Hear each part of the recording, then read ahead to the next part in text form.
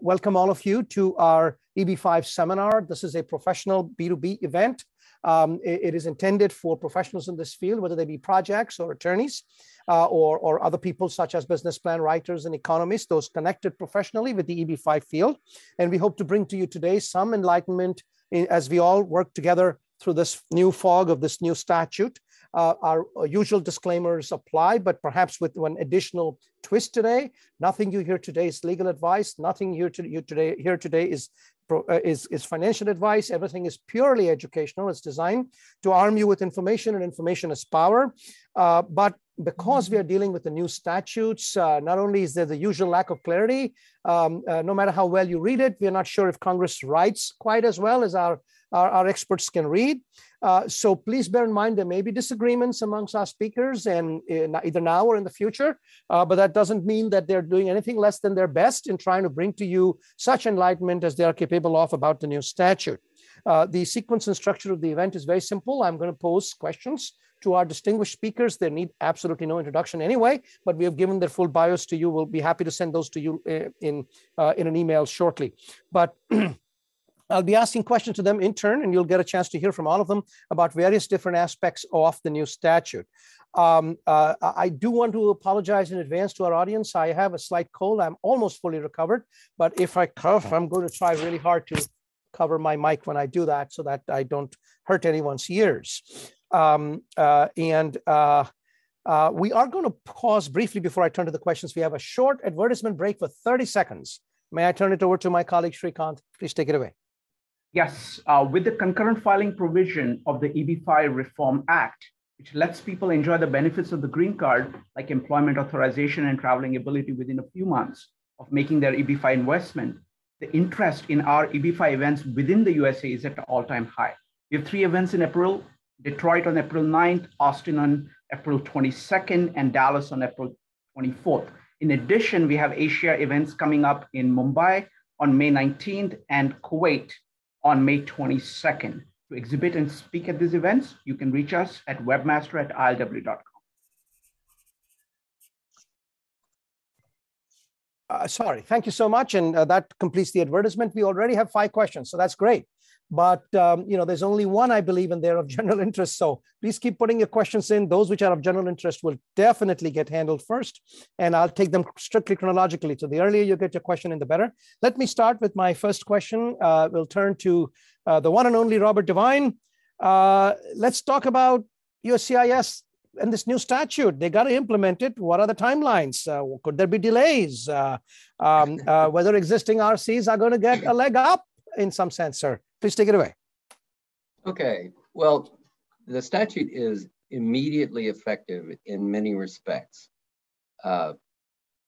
In some respects, it's a certain section of the law with a lot of provisions that says it's effective 60 days after enactment. Enactment was, I think, March 15.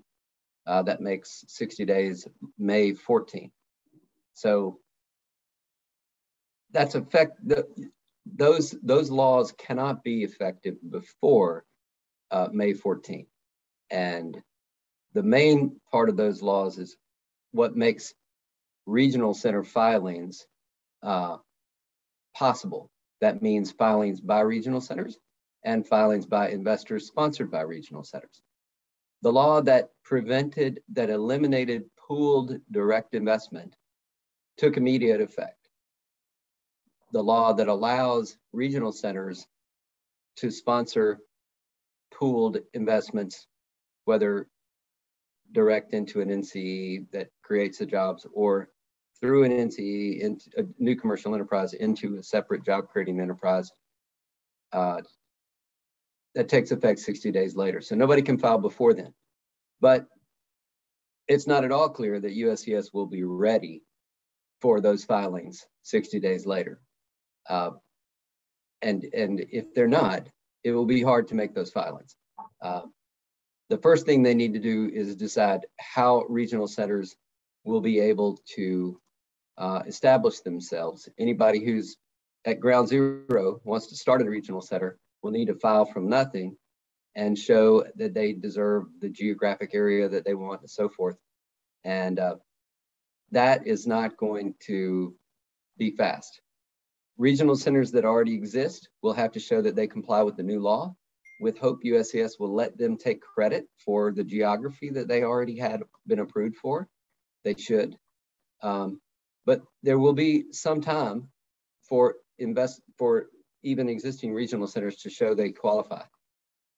Don't know how long that will be, but only after approval or some kind of interim approval that USCIS might give will those regional centers be able to file for a project, and then only then would investors be able to file as investors in those projects.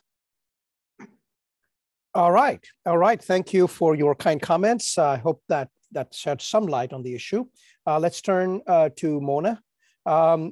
In terms of the rules governing foreign agents now, there's been, Congress contemplates a lot of changes. Can you tell us a little bit about that? Yes, thanks, Sam. Well, this has been contemplated since, as far as I can recall, since 2015. And a lot of it has come from the fact that historically, the amount of money paid to agents, and I think it really begins with the Chinese agents, has been astronomical in comparison to a petition of 500,000. So very typically at one point, we're looking at something like 100 to 25 to 150,000 or even up to 200,000 paid, including back-end fees over a period of time. Now, this is very important. All of these issues are important that they're disclosed to the investor. And there has been, up to now, there has been no way that an investor can see this. Now, of course, all who do PPMs and disclosure documents know that we are supposed to be putting all of this information in disclosure documents, but up till now, it does not happen. And it doesn't happen for a number of reasons. And many a time, it's because the agent themselves don't want the information out there. If they're a professional agent overseas, then their registration fees might be, the investor might be privy to that, but a lot of times they're not. A lot of times they might just be a neighbor or a friend who's sitting overseas somewhere or has the ability to have the commission wired overseas. Right now, the difference is in this current law is that regional centers are obligated to file with USCIS, or rather each agent is obligated to file with USCIS before they are able to take a commission at all. And they have to file their name, their address, who they are. I'm assuming that USCIS is going to work in tandem with the SEC, but that's to be seen, because many of these issues which there's going to be a bearing on broker-dealer issues as well. So that is huge. It's going to be a big bounce back for a lot of the smaller people, say people from India or countries where there isn't a specific third-party registration sort of directory. I mean, we're fine for Vietnam, China, Korea even. Those countries do have some kind of centralized area, but these other countries, they don't. So what would happen then? You're going to say, all right, so what happens if a regional center doesn't, still gives commission and a third party doesn't register? Well, I think the regional center is going to get fined, or the regional center is going to have their hands slapped severely, because you are supposed to show with the audit, with the where every penny goes, including the administration fee. And if you're paying out to someone who hasn't been registered, it's the regional center who's going to take the rap for it. That's it in a nutshell. Well, thank you for that nutshell. There's a lot of nuts to chew in that shell. Right. No question. Let me turn to Ozzy now. Pool directs. Are they? Is such pooling possible anymore? Are these kinds of deals doable? What do you say, sir? So that's a great question, because we have an esteemed colleague here Mr. Robert Devine, who made a comment about that. First and foremost, Sam, thank you for having me. Thank you for having my esteemed colleagues here. It's a pleasure to be here. This is an important portal, and I'm very grateful. Well, pooling. What is pooling? I'm sort of very shocked that this provision is in there in a sense, but I've done a number of direct deals recently, and I never thought of them as pooling. When I think of pooling, when you look at any definition, for instance, the Corporate Finance Institute defines it as Pooled funds is a term used to collectively refer to a set of money from individual investors combined, pulled together for investment purposes. Now, I'm not sure what it means to pool in this context, to be honest. You know, investor.gov, which is an SEC site, has a similar definition. Is a private equity fund is a pooled investment vehicle where the advisor pools together the money invested in the fund by all investors and use that money to make investments on behalf of the fund. So that clearly describes an NCE function, an EB5 function that we're all familiar with. When we form the fund, we pool investor money and then make an investment in another vehicle. I guess I was interested in this topic because, you know, what does it come down to arrive at the notion that there's a pooling? Do direct investors get together and say, I want to invest in this particular entity, so let's create a company, let's pool our money in that, and we'll make a direct investment for direct jobs in this particular entity? That I could understand. However, if several disparate investors make an equity investment in a direct project, is that pooling? I don't think so. And that's sort of where I get stuck a little bit. I don't think that's pooling. Now, the next level of analysis might be, well, if you have some kind of sponsor, it could be a regional center, which I've seen recently, where since there were no EB5 projects per se in the regional center context, they started to do more direct deals. If there's a sponsor that goes out and invites investors into a particular targeted direct investment opportunity, is that pooling? Maybe. So the answer is I don't have an answer, but I don't think that pooling as used means what apparently it's supposed to mean. That's it. Thank you for bringing that to our attention. It seems like in securities law, pooling is a concept that has a lot of case law behind it. And maybe USCIS might be using that term in a slightly different way, and we'll have to figure out eventually what that means. So thank you for your commentary. So may I make a quick comment? Back in the day when we used to have stakeholder meetings back in 2017, I remember specifically asking USCIS at that time, the IPO office, is if they were going to be any way to do integrity measures against direct pool projects. And at that time, the response from the IPO office was that they were working on it. They did not know how to enforce it, and they would like to enforce it. So I guess they never found a way to do the integrity measures against direct pooled and decided to just do away with direct pooled altogether. Sam, got to say, the statute that really matters about this says an alien seeking to pool his or her investment with one or more additional aliens seeking classification under the EB5 shall file under the regional center law. So it's not if somebody else is pooling. It says if an investor seeks to pool his investment with anybody else. So I think this is going to be very encompassing. And if there's more than one EB5 investor in a project, it's pooled. Yeah, exactly.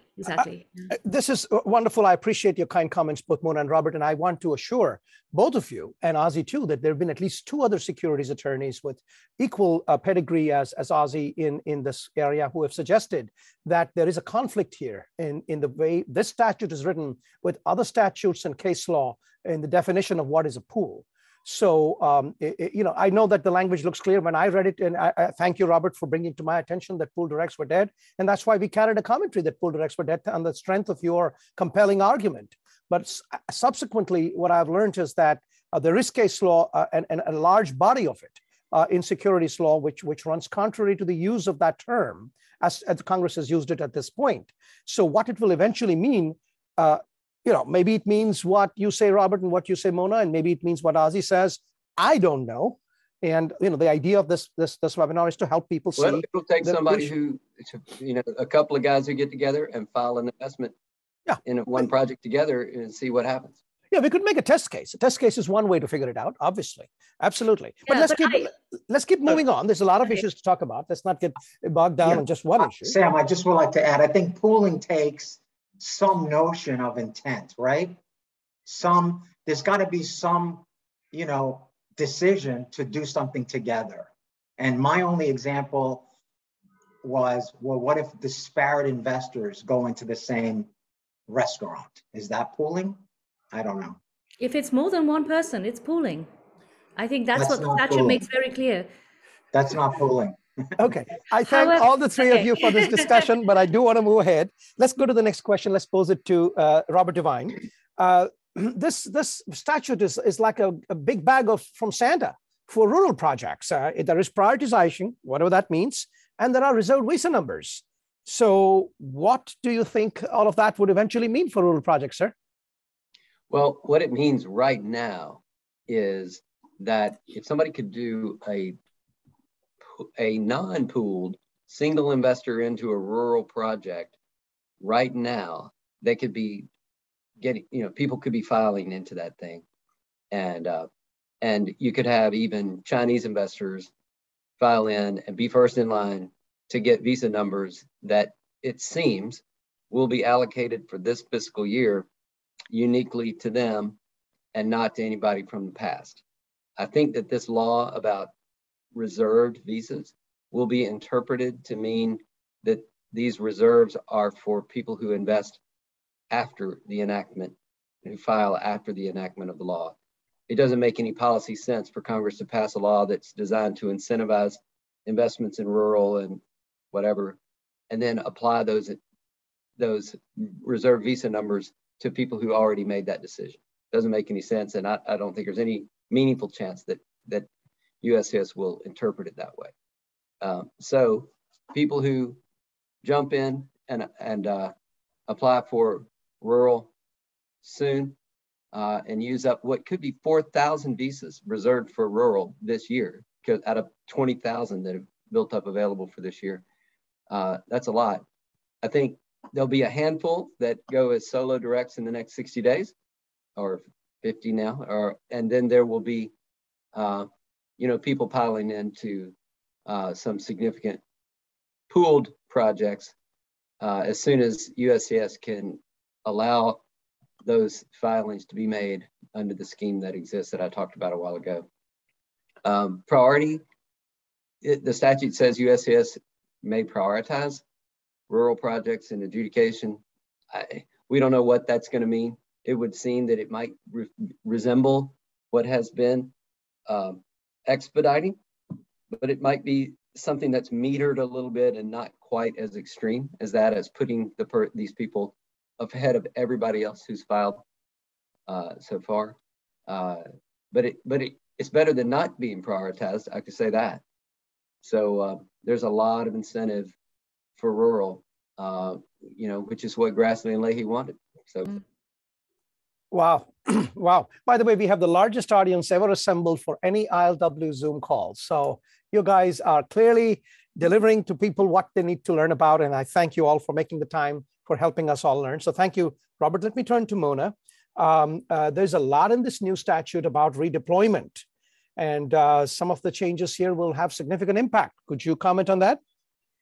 Well, I'll keep this brief so that we can talk about other things. The major issue relating to redeployment in this particular statute is the fact that we are not limited to the geographical limitations which were there by that USCIS guidance, which came out, I believe, last year and resulted in major lawsuits, is not there. So what does redeployment mean? Given all of these delays, and now we're looking at more significant delays, a lot of regional center projects have finished their project, they've sold it, they have capital in their hand. I think the point I would like to really bring out though here is with regards to redeployment, I personally was very disappointed when I saw the redeployment aspect in the act, because I've been fighting with a number of my colleagues for redeployment not to continue. I personally don't think it's fair. If an investor has put their money into a project and they've done their due diligence, and then they're subject, it could be maybe 6 months or a year after they've put their money into the project, to having their money placed place in a second project due to no fault of theirs, and they don't really even have a say on it, it's really not fair. We argued, I'm talking about myself and some colleagues, and we argued strenuously to USCIS at that time that a person does not need to continue to keep their money at sort of at risk after the jobs have been created. But the government obviously did not come down on our wishes, and they didn't look at our arguments, and they're going ahead with redeployment. I just hope that we have severe guidance in the future relating to securities laws, that projects, when they do redeploy, have to redeploy and with the consent of the investors, and that it has to meet certain guidelines. None of that is there yet in the legislation, and I'm hoping that guidance will bring that out. For anybody out there who's not quite understanding what redeployment is, it's the ability of a project to take the money which you've already invested which is now available, but because the petition or the investor's petition hasn't been granted, or perhaps they don't have a visa available, they still have the ability to hold on to that money and to invest it into a second or a third project. I can go on, but... No, and I'm sure you can, and I'm sure that it is perfectly well deserved. The subject matter deserves that kind of treatment, but we do have limited time, and we do want to keep as much of it as possible for the questions from the audience, which have been pouring in, by the way, pouring in. I think we've got more than 20 questions now, and we're going to try to do as much as we can for those of most general interest. But let me turn to Ozzy now. There's a lot in this new statutes in terms of what regional centers may do from the point of view of securities matters that in many cases are required to be certified in some one way or the other. Could you talk a little bit about that? Sure. You went out a little bit on me. I don't know why, but you're directing that question to me, right? Yes, certification of securities matters by regional centers. Yep. Thank you. Yeah, I'm sure all of our panelists here have been looking at, these variations of these laws since 2010 or whenever we started looking at this stuff. Before I go into it, so there's a lot there. Let me just say that. And there's a lot of responsibility. We've been looking at that for a long time. And the way I prefer to tackle it first is by saying or asking, well, okay, I think we have a technical problem with Ozzy's connection. All right, here's what we're going to do. We're going to keep moving on. I'm going to move to Robert, but we'll come back to Ozzy once his connection comes back. It looks like he may have to reconnect. He's frozen. This happens from time to time. We all know that. We live through Zoom crashes, and that may have happened to Ozzy. So let's move to Robert. Robert, in terms of sustainment for a new, for an investment for about 2 years, what does that mean? There seems to be a new requirement, and it might bite along the line. Anything that you might wish to shed some light on that, sir? You are muted, sir. Sorry. The new law adds one little requirement to the very beginning, the core of the statute. It says, to qualify, the alien has to have invested or be actively investing, the minimum amount, and it needs to be expected to remain invested for not less than 2 years. Why did they put that in there? That always was pretty well understood, except that the law used to say that even at the I-829 stage at the very end, you could still be in the process of investing. I think what this now means is you absolutely must have your money invested fully and finally in the project before you are admitted to the U.S. as a conditional resident. It's not clear what more USCIS might interpret this to mean. It's conceivable that they might try to say that this means that that the plan needs to be that the original project will hold this money and use it for at least 2 years. Now, I'm not saying that's a justified interpretation. I'm saying that it's possible that they might go that way.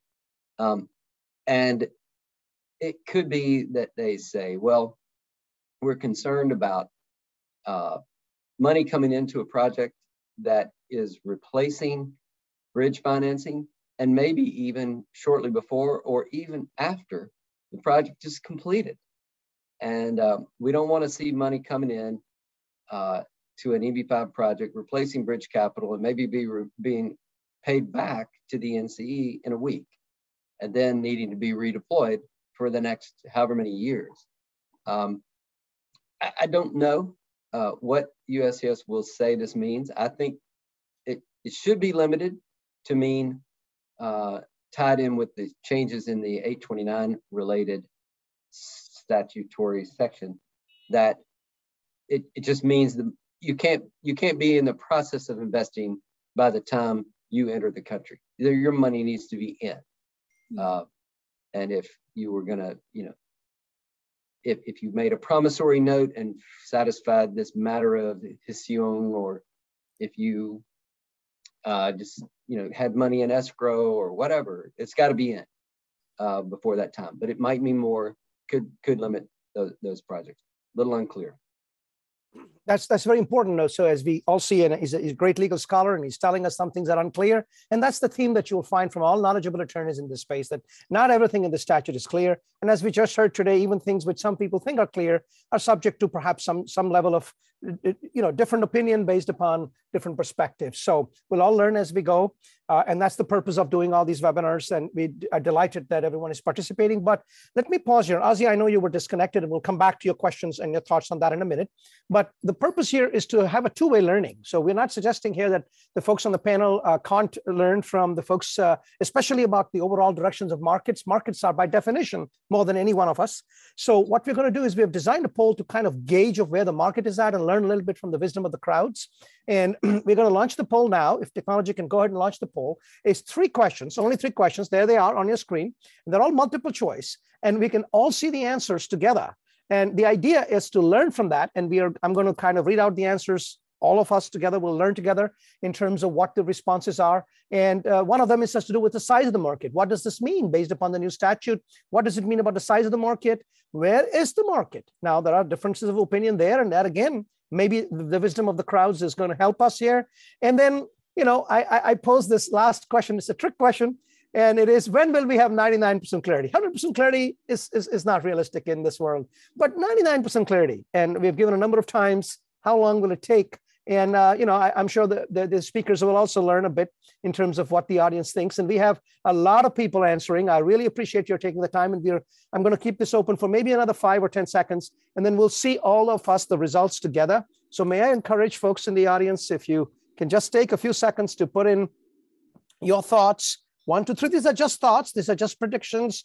And we're all trying to see if there is some wisdom of the crowds here and whether we can all, is there some consensus around one of these numbers on these 3 issues, or are we all over the map? And either way, we can learn a little bit. So I think about a third of the people have already registered an opinion, but it's coming in fast and furious. And while people are pouring in, I'm disinclined to cut it off. So if people do want a few more seconds to register their ideas, we very much welcome those. I'm going to keep it open. There's many people still registering their opinion. I request our panels to just wait a bit. We'll see the results, all of us together on the screen at the same time. Okay. So almost half have completed registering an opinion. I am going to cut it off at some point. So if you're taking a long time to make up your mind, then, this train is going to leave the station momentarily. All right. Going, gone. Let us see technology. Let us see what results do we have. Can you launch? Okay. Here is the results. So in terms of what's the size of the market, we started off at 500 million on one end and 5 billion at the other. It's a huge 10x difference, and people are all over the map. So some people think the market's going to be really tiny, some think it's going to be titanic, and there's a lot of people in the middle. Okay, so we don't have any consensus on that one. So my guess is a lot of people are going to be wrong on that one, whichever direction.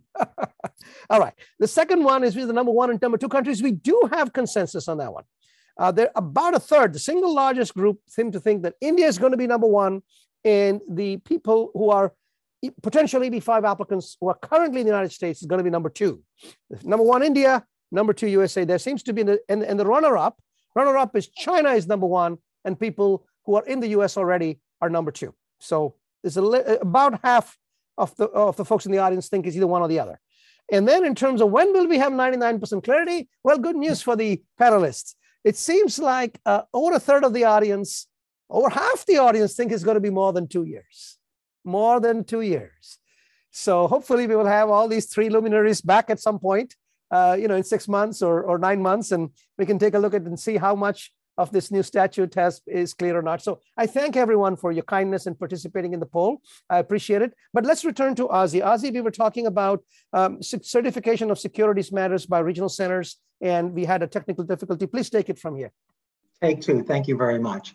This is a very broad subject that has a lot of implications. And as a result of that, my preference is to first look at what are the penalties. And the penalties for non-compliance, there could be up to a 10% levy on the total capital invested by investors in the regional center. And that those funds collected, if there were such a fine, would go into the integrity fund. The other thing is individuals, officers, directors, what have you, of the regional center could be temporarily suspended from participation in the program, or they could be permanently barred. Finally, the regional center designation could be terminated. So I guess that's seen as one of the biggest issues. Now, so I'd like to go to that first because you need to understand what could happen if you don't do these things. And what you have to do is significant, because you're asking a regional center principal to certify a whole bunch of stuff. For instance, has to certify that the regional center has securities laws and policies and procedures in place. That's fine. You should be able to do that. Also, you have to certify that all persons involved with the regional center and its NCEs and affiliated JCEs are and will remain in compliance with applicable federal and securities laws. I believe that prior versions of the Act did not make it just affiliated JCEs. All JCEs had to be certified the same way. Also, that all offers, purchase, and sale of securities complied with applicable federal and securities laws. That is a huge requirement. I don't know how someone sits back and says, oh yeah, that offering complies. That offering that I'm a regional center for, and maybe I'm a rent-a-center, I have to certify that. So it's a big step. Regional centers also have to certify that there are no bad actors. We can talk a little bit about that too. That it's in compliance with all direct and third-party promoters, which Mona talked about, and also that it's not foreign owned. I could go into bad actor requirements, but I think that's enough of an overview of that, given our time constraints. Amazing. I mean, there's a lot there, isn't there? So hopefully everyone gets a sense that this is not check the box here. Let's turn to Mona. Admin fees. There's been some changes now with the statute, right? What are they? So admin fees, well, anybody who does source of funds really should make note of this. Admin fees now have to be sourced. To be honest, anybody who has been doing source of funds would have been sourcing admin fees for the longest time. There's another difference though. In addition to admin fees, there's also a caveat there of fees relating to the filing. So now that's a little broad. And we don't know what guidance, well, we're waiting for guidance, but what does that mean? Because to date, you do not have to source legal fees. And then there are other fees which a project could impose, which are not connected to admin fees, which are not sourced. So we have to source all of these. That's going to be a problem, because right now, and as anybody who does source of funds knows how difficult it is, even if somebody has a lot of money to even source 500,000, 800,000, it's not going to be 800. It'll be more like 900,000 that we're looking at sourcing if we're talking about a TEA, and maybe 1.2 or 1.1 if we're talking about a non-TEA. So that is the important thing about the admin fees in this regard. Secondly, with regards to admin fees, everything has to be disclosed. We're going to have we'll see regional centers being audited on what they're doing with the admin fees, how they're spending the admin fees, if the admin fee is coming to the regional center. So I see admin fees as being kind of very controversial moving forward. Wow. So that's a big change over current practices. We do have a lot of questions, and we're going to turn turn to those momentarily, but let's turn one last time to Ozzie. In terms of fund administrations, what does the statute say? So another big change. First and foremost, you have to create a separate account into which the investor funds have to be placed. And it specifies that you could only do three things with those funds. That they're either transferred to the JCE, they're deployed into the capital investment project, or eventually returned to the investor. The other very important thing that it establishes is the creation of a fund, the necessity of a fund administrator that must be appointed. And the only way that you can not have a fund administrator appointed or that requirement waived is that either a broker-dealer or registered investment advisor is in common control with the NCE, or you could, I think it says you could apply basically for a waiver in the case where you do GAAP audited financials. And it says of the NCE or JCE. Now that's a curious thing because I think that doing an audit of the NCE should be a fairly simple thing as compared to the JCE. So, and I would think that maybe the cost of doing an audit for an NCE might make sense in many cases because it shouldn't be that difficult to do. And so that may provide some wiggle room for the whole fund administration requirement. Okay. All right. Thank you so much, everyone, for your kindness in sharing your thoughts about this important topic. But let's take some questions. I've got an enormous number. I'm going to try to jump through those. Let's start with the first one. The first one is, where would the adjustment of status be filed? With the IPO office, or does it depend upon the investor's residence? Shall I, Joan, and answer that one? Any one of you, any combination. All right. Yeah. This is after we've been discussing with several different lawyers, and I think the consensus is, as the Act states that we can start right away, we continue with the same practice. So it's the same as if you're doing any filing in any other area. So if you're doing a filing with the central office, it's the central office. If you're doing filing with the federal office, it's the federal office. So I don't think there's any change with regards to filing concurrently at this point. Okay. Thank you. Thank you. And by the way, my colleagues are now reminding me that there is one last and final advertisement break that we need to take for 30 seconds. So I'm going to invite my colleague Shrikant in for 30 seconds, and we'll come back to the questions. We got about 40 questions now. Go ahead, Shrikant. Thank you. With the concurrent filing provision of the EB5 Reform Act, which lets people enjoy the benefits of green card like employment, authorization, and traveling ability within a few months of making their EB5 investment, the interest in our EB5 events within the USA is at an all-time high. We have 3 events coming up in April: Detroit on April 9th, Austin on April 22nd, and Dallas on April 24th. In addition, we have events in Mumbai on May 19th and Kuwait on May 22nd. To exhibit and speak at these events, you can reach us at webmaster@ilw.com. Thank you. All right. Thank you. Thank you, Shrikant. So let's turn to another question. It's from a very knowledgeable attendee, very skilled in this area. I'm going to read the question, and any of you or all of you can register your thoughts and responses to this. I assume it is anticipated, I'm reading the question, I assume it is anticipated that real estate developers will be less inclined to utilize EB5 capital to fund large real estate development projects in affluent areas, especially if the location doesn't qualify as a TEA. Is that correct? Which provisions in the new law would influence this decision? Does the new law favor smaller projects rather than larger projects? The thoughts of this questioner. It's a lot of questions, obviously. Do you expect EB5 investments by regional centers will be more likely be structured as equity now or debt now in the projects? And which provisions in the new law might favor one over the other? Any thoughts on any part of any of that?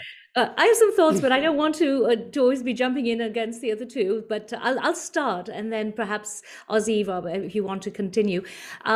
Here's my thoughts, and this is from directly dealing with investors. I believe that moving forward, previously what had happened, we had a lot of very, very good projects sitting, for example, in the middle of Manhattan at 500,000. So investors did not look at non-TEA projects in the same light. It's totally changed now. I feel like we are going to see, as it's going to be more difficult to have a TEA, I think we are going to see more urban projects and not as non-TEAs. And I think investors who are able to spend 800,000 are also able to spend $1 million because there's only 250 difference. They will seriously look at many of the projects in urban areas just because the likelihood of a repayment is more likely than a rural area. And that's my thought on that area. I couldn't disagree more. Okay. Just because something's rural doesn't mean it's not going to be repaid. I've got clients who have some of those amazing projects that are located in rural areas that beat the pants off of any big city project. So each project is what it is, and investors will have to look at it, but they'll look hard at rural because of the things we already talked about, right. Even more than other TEAs, but they'll look at TEAs otherwise, and 250,000 is nothing to shake a stick at. Right. And people will tend to prefer what costs less, unless they can see a real differentiator. There are people who only want to invest in some place they've heard of before, and where they know people, and that will tend to favor big cities that might not qualify for TEAs. So, I mean, everybody got some of what they wanted. The big city guys still get to play, but they won't get to run the table like they used to. Right. So let me jump in there too. So, this bill is a product of, 6 years of going back and forth, of hankering. And one of the things that was always on the table was the delta between, TA and non-TA. And before it was, as you know, $500,000, $500,000. I mean, a lot of money. And so the notion was that if to make some of these projects that otherwise are not in TAs more attractive, you make the delta smaller. So that was the game plan. So, you're both right. All right, let's thank you. It's a wonderful exchange. I appreciate your kindness. A question from another very knowledgeable participant in today's call. Do you interpret the fund administration requirement as also applying to single investor direct EB5s? That's a good question. What requirement? The fund administration requirement, the fund administration. No, because the single direct is an entrepreneurial, so they won't require going through a regional center. Okay. The same questioner asks, considering all the ambiguities in the new law, I guess what she means is that things are not all that clear. When do you expect to feel comfortable accepting a new regional center or a regional center investor client? In other words, if somebody comes to you today and says, will you set up a regional center for me? Do you feel comfortable accepting a client like that today? To set up a regional center? That's what she's asking, yes. Sure, of course. I mean, we can't promise that how quickly it'll happen, that it'll get approved, but I mean, you got to start somewhere, sure. Right, and a point about that comment too is that, there's many things in this bill that are clear, but it's also obvious that we need some implementing, rules and regulations. So, how do you become, able to be a fund administrator? Who do you apply to? We just don't know.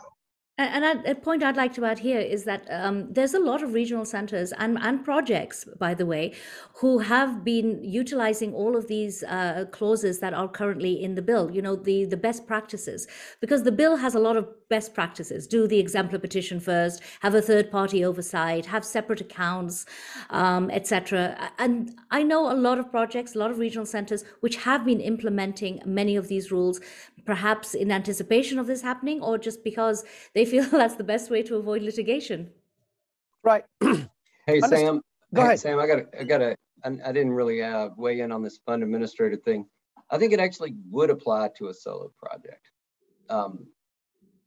because it's not limited to this section Q under 203(b)(5 is not limited to investments covered by F, which is the regional center.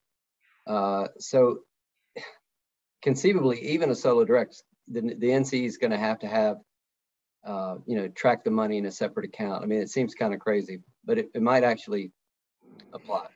I don't agree there, because you'll have the NCE and the JCE are the same in a direct project. But it doesn't require there to be a JCE. It just says the NCE has to do it. If there's a JCE, it may also have to do some things, especially if it's affiliated. But it applies just to an NCE by itself, apparently. We'll see. So, I don't see anything that limits it to that. Okay. All right, so I told you it was a very knowledgeable questioner. So they read the statute closely, and that's great. 3 or 4 people have asked basically the same question. So I think the panel answered it, but I'm going to repeat it because it's several different people asking different variations on the same theme. They're saying, look, rural projects now have set-asides. Is it only forward-looking, or do rural projects already in the pipeline also get advantage of the set-asides going forward? Well, I already answered it. Mona, do you want to answer it now? I think it's moving forward. I believe that it's anything rural, which was there last year. I don't think that's counted. I think it's moving forward, but I could be wrong. All right. All right. So it's 3 or 4 people asked the same question. And oh my goodness, there's so many questions on registration. Well, look, a lot of people who are previous investors who did invest in rural, I mean, no knock against them. Why shouldn't they want to get that? And there may be a group of them that end up suing to try to get that. Yeah. But USCIS doesn't even know, doesn't have records that keep up with who was rural versus high unemployment TEA. They just know which was a TEA and which was not. Right. You'd have to go in and reopen the case and look at it, which is conceivable, but I don't believe that was contemplated here. Right. And same goes for infrastructure as well, Bob. Right. Right. Yeah. Okay, now a lot of people have asked questions about foreign agents registrations, and there's too many of them, and there's, I suspect, not too many answers, but there's one which is kind of a little interesting, and I thought I'd pose that to you. Will the registration requirement be only for corporations or for individuals or both? Any thoughts? I don't think there's a limit. I'm sorry? I don't think there's a limit. There's no limit as to who. Anybody that's going to receive a commission. Yeah, I would agree in the sense that I think it's where the check goes. If a check goes to a corporation, that corporation has to register. If a check goes to an individual, that individual has to register. Okay. Another very knowledgeable participant asked a question, which I think is interesting. What do you think the Reform and Integrity Act of 2022 indicates about the direction USCIS will take with regard to currency transfer issues? Oh, that's pretty clear. I think USCIS has already implemented this in the RFEs that many people have received. They are going to be very strict, and it is stated in the act, that in the law rather, that all third-party transfers have to be annotated, have to be declared. You can't suddenly say, you can't suddenly take an application or a company and said who do third-party transfers and not declare what they are, who they are, and how the assets are for that. They want to have each and every transaction pertaining to your transaction detailed. Are you talking about like money swappers? Yes. Okay, so you always had to show where did the money swapper get the money, because the money swapper could have had money available somewhere in the world outside of where the investor is, swap their money for the investors that in the country of the investor's presence, and the swapper could have been using the proceeds of drug trafficking to do it. They got to show that that's not what's going on. Right. But I think the act, what the law does do is just makes it more specific. So before somebody relies on a specific money swapper or whatever you want to call it, they should make sure that that person is ready to give all their documentation and prove that their funds are legal. So I think it's a sign towards the investor to choose very carefully who you're going to go with. Okay. We have only time for 1 or 2 more. Let's see what we can do. I'm going to combine a couple of questions that are related. about I-485 filing for pending I-526s when EB5 visas are available for that country. Can that happen right away or after 60 days, or do we have to wait for USCIS to publish some regulations or guidance, policy guidance? I would say, why not do it right away? If the USCIS rejects it, then try again in 60 days. But I think they can be and should be allowed to be filed now. Yeah, right now, every country is current. So every country should take it. And then there's that situation, which was brought up not so long ago, where a country is current now, you get an EAD, but your petition isn't approved for another year or so, and your country now goes into backlog next year. What would happen? So you would not, probably you would be able to hang on to your EAD, whether it's renewed or not. I'm not sure what policy USCIS will take. We are assuming that you would be able to have your renewal done.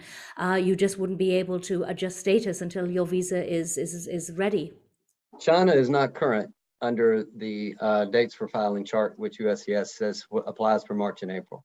That has a cutoff of December 15, 2015. Everything else is current. Okay. We'll take one last question. It's from, it's anonymous, but let's take it anyway. For projects with approved exemplars that are currently mid-raise, do you think USCIS will honor the approved business plan? How do you think these projects will be able to update their offering? 924 amendment, interfiling, something else? They are not going to be able to just continue. They'll have to, one, the regional center will have to be reapproved somehow, however USCIS says. And second, they'll have to file a new project request. It may be substantially similar to what was originally provided, but there's new information that has to be included. And there are new requirements for limitations on what jobs can be counted. Right, and also the new requirement for business plans is so much more onerous than previously. Even a matter of whole really doesn't really stand up to what's required. In fact, the new business plans look more like mini PPMs. My guess is going to be that USCIS will bounce back a petition and say, update your business plan, update it to the current rules. I don't think the plan has to be any more detailed than it was before. It just has to, but the filing about the package has to include the PPM, which an exemplar always did. So it's pretty much the same. It's just a few extra things on top of what we used to file. Oh, Rob, Robert, I don't agree with you. I think the business plan now is a lot more detailed, a lot of the requirements. And don't forget, there are projects out there which didn't always have PPMs. And this is one issue I've always argued with, that I believe you should always have a PPM, but there have been projects without a PPM. I've never been involved in one and never would, but now they will need to. But if they're normal, they basically can have about the same information that we used to file, plus some certifications that have to do with securities and disclosures about promoters and stuff. So Robert said something that I'd like to underscore, which is going to love me for it. So you have to recertify a regional center? I think so. I don't know what they're going to do, but I think there are requirements for a regional center under the new law that didn't exist before. And USCIS is going to have to require regional centers to show that they meet those requirements before they can let them operate under the new law. Now, they may say, as soon as you filed something that shows you were previously approved and you include all of these statements and show your policies that are going to comply with all this, we'll kind of take it for granted, let you operate and go ahead and file exemplars and take investors. But I kind of doubt they'll do that. Wow, that's big. There is argument against that too. I have heard other lawyers discuss this issue, that it's going to be too onerous for USCIS to do that. And they may just wait until we do our annual compliance at the end of the year and then charge the $20,000. So we have to wait and see what USCIS is going to do. I can see Grassley going through the roof on that. And I don't know what he would do about it or what he could do, but he would do whatever he can do. Yeah. Well, let's put it this way. I think the oversight hearings for USCIS coming up in 2022 are going to be interesting. right? The senators get to weigh in on how USCIS is implementing the statute, and they may or may not like what USCIS does. So let me just close this by offering the hope and prayer that USCIS follows the law as best as they can and does not, as it often does, ignore the law. That's not right for an executive branch agency to do just because its stakeholders do not have a vote and can't complain to the congressmen and senators and threaten to withhold their vote when they're abused. They shouldn't be abusing their stakeholders. So with that hope and prayer, I want to thank all our panelists for their kindness and sharing their thoughts and opinions. And I want to thank all our audience for kindly participating in the poll and asking such wonderful questions. I wish we could have gotten to more. We got well over 40. We tried to get to some, and I tried to choose the ones that I thought might be of most general interest. And with that, I want to thank everyone one more time, and goodbye from ILW.com. Thank you. Thank you. Bye-bye. Bye-bye.